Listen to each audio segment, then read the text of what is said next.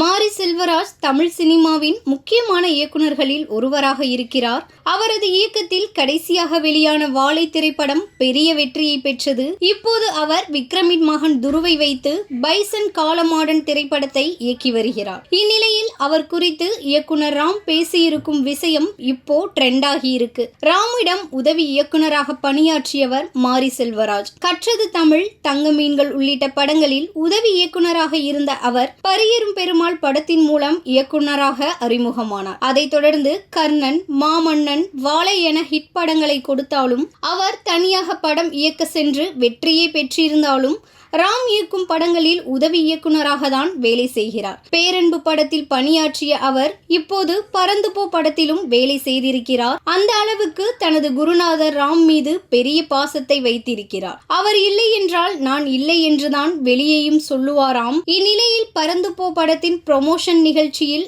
ராமும் மாரி செல்வராஜும் கலந்து கொண்டார்கள். அப்போது பேசிய ராம், மாரி செல்வராஜ் கேட்கும் கேள்விகள் எல்லாமே மொக்கையாகத்தான் இருக்கும். இவருக்கு பதிலாக இவரது மகனை அழைத்திருந்தால் மாரியை விடவும் அவன் நன்றாக கேள்விகள் கேட்பான் என்றார். அவரது இந்த பேச்சுதான் சமூக வலைதளங்களில் ட்ரெண்ட் ஆகி இருக்கு.